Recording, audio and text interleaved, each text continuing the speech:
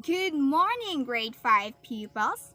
So, before anything else, I wanted to check your energy. So, when I say hep hep, you'll say hooray.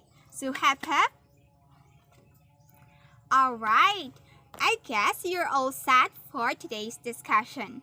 So, to start, let's play a game first. Do you want that, my dear students? Okay, I can hear a very loud yes. Okay, so the game that we are going to play is 4 picks, 1 phrase. So I will be showing here on screen 4 pictures, and of course, I will also reveal some of the letters and I will place it below the pictures to serve as your guide. So, for the mechanics, I am going to give you 30 seconds to answer. But wait, you don't have to worry just because the time is not enough for you to answer the game. That is why I advise you to pause this video as long as you want until you're able to complete your answer. So, here is the 4 pictures and the timer starts now.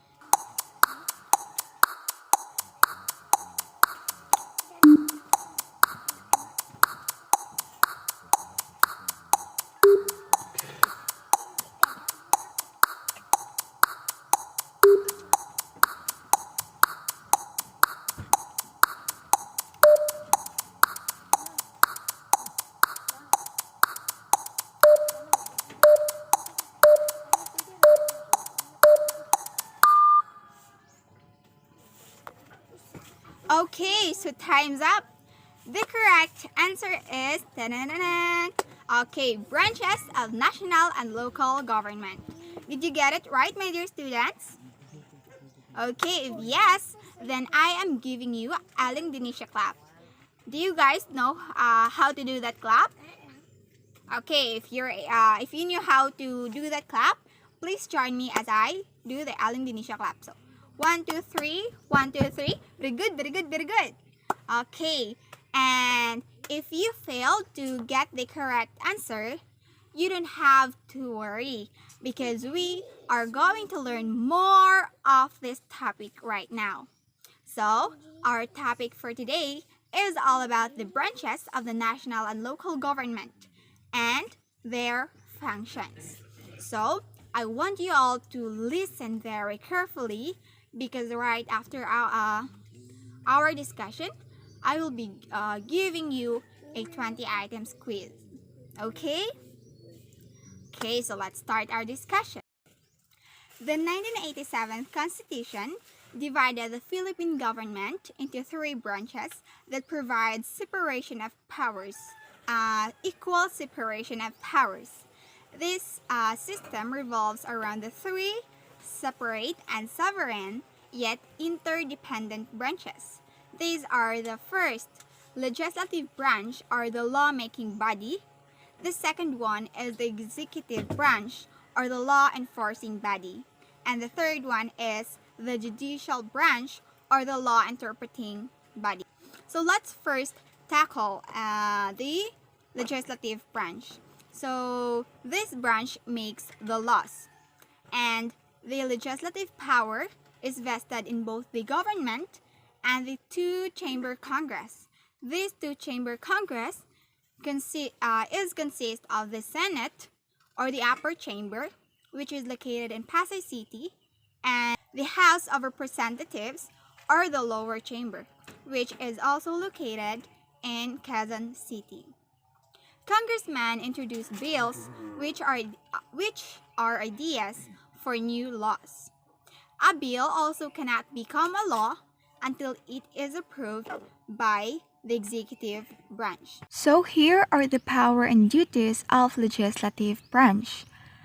They make laws, they alter or improve the laws, they improve or set forth taxes, approve the national budget, and approve or reject the president's appointment.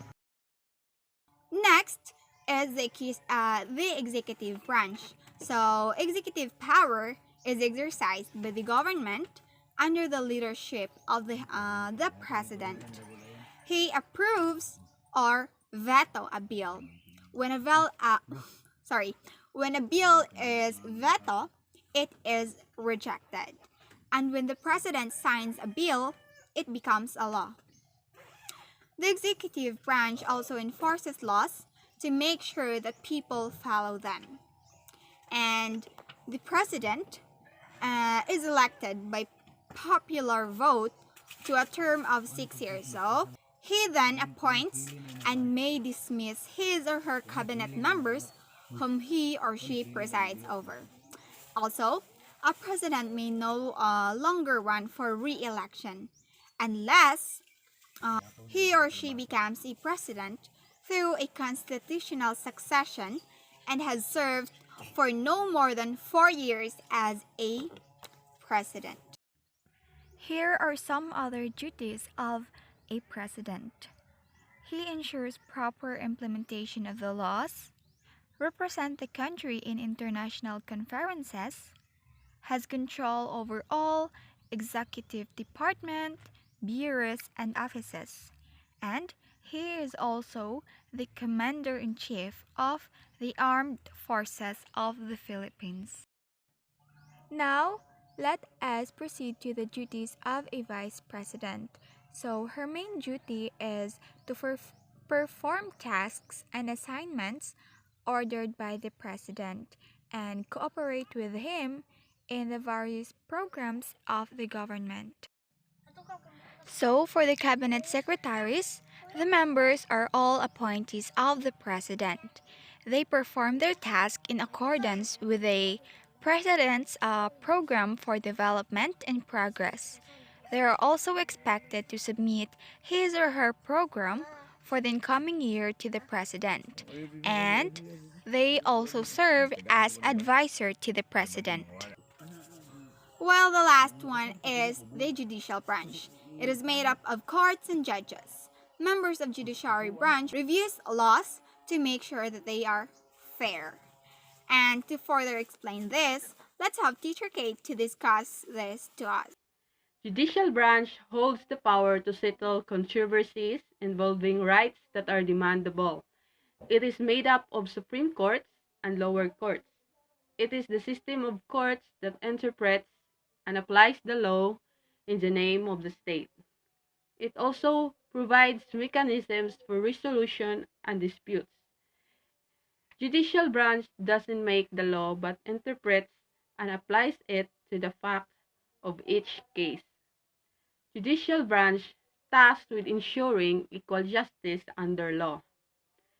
Judicial power rests with the Supreme Court and lower courts. So let's talk about Supreme Court. Supreme Court is the higher court and consists of 14 associate justices and 1 chief justice. It has an administrative supervision over all courts and the personnel. And for the lowest courts, the first of it is the Court of Appeals. It is the second highest judicial court, which consists of 68 associate judges and 1 presiding judge. Another court is the Sandigang Bayan, which is a special court which was established to decide criminal and civil cases against government officials and employees accused of graft and corruption similar case. Another is the Court of Tax Appeals, which is also a special court with limited jurisdiction and has the same level with the Court of Appeals. Another is the Regional Trial Courts. It was established among the regions of the Republic. It holds cases of serious crimes like murder and robbery.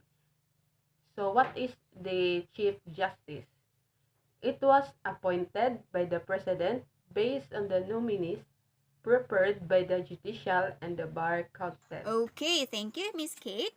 And if there is a national government that governs the whole Philippines, we also have local government who govern certain area from which they were elected. The same with the national government. This local government also has 3 branches: the legislative, executive, and the judicial branch. Now, let's talk about the functions of the local government units. So first is the legislative function. They make city and provincial ordinances and passes resolutions for their constituents to follow. For example, during this time of pandemic, they make ordinances that prohibits mass gatherings. So, let's proceed to the next function. The head of the local government units perform this function, where the barangay captain, the municipal or the city mayor, and the provincial governor is charged with the execution or implementation of laws. They implement the approved laws by the legislative function. And the last one is the quasi-judicial function. In this function, the barangay justice serves as a court that is in barangay level. If there are two persons that had a big or a major argument, they are brought into the barangay hall wherein they are going to settle their feud in front of the barangay captain. The barangay captain will talk to them and give them advice on how they are going to solve their argument. So, I think that's it for our lesson for today. And as I have said earlier, we are going to have a quiz. Are you guys ready for that?